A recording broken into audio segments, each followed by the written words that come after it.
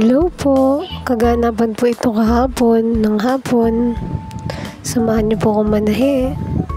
Hindi na po to testing, hindi na po kagaya nung kahapon. Kahapon po kasi hindi ko pa masyadong alam kung paano maglagay ng seal ng sa school. Pero ngayon alam ko na po kasi nanood ako.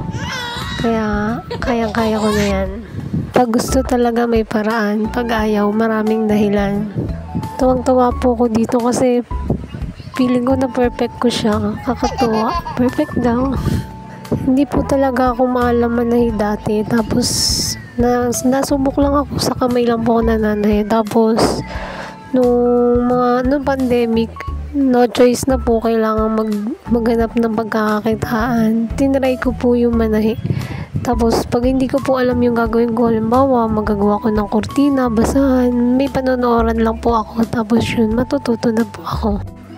Nakakatuwa po, nung pandemic, subok lang po talaga ako ng subok. Kahit na kinakabahan ako kasi hindi ko sure kung kaya ko ba talaga. Pero, try pa rin ako ng try.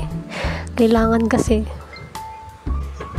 Kaya, sobrang nagpapasalamat po ako sa mga nagpatahi sa akin dati. Sobrang thank you po talaga. Thank you po sa mga nagtiwala sa akin at saka po thank you din po sa nagbigay sa akin ng makina, si Ate Tit. Actually, pangatlong makina ko na itong gamit ko ngayon. Yung una kasi, pandemic pa, tapos napakadami ko nang natahi doon, parang hindi na siguro kinaya. Tapos yung pangalawa naman, nung bumili ako, hindi na doon sa shop na inorderan ko dati, iba na.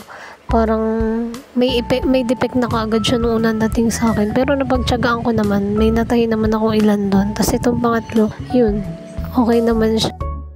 Maganda po itong makinang to sa mga gustong yung mga first timer pong gagawa, yung gusto sumubok na manahi. Pwede po ito sa inyo. Maganda po i-try.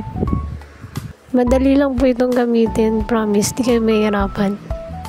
Siyempre, lahat naman sa una may hirapan. Pero, kayang-kaya yan kung gusto talaga matuto. Kung talaga ako makapag-focus sa pananahe kasi may trabaho ko. Kaya, hindi ko mapokusan yung pagtatahi. Tapos, madami pang gawain bahay. Kaya, ang hirap. Kaya, sa mga nagpapatahi po sa akin, pasensya na po kung natatagalan kasi dami ko din pong ginagawa sa bahay. Thank you po. Gusto nyo rin po umorder ng ganitong makina, nasa comment section po ang link. Thank you for watching.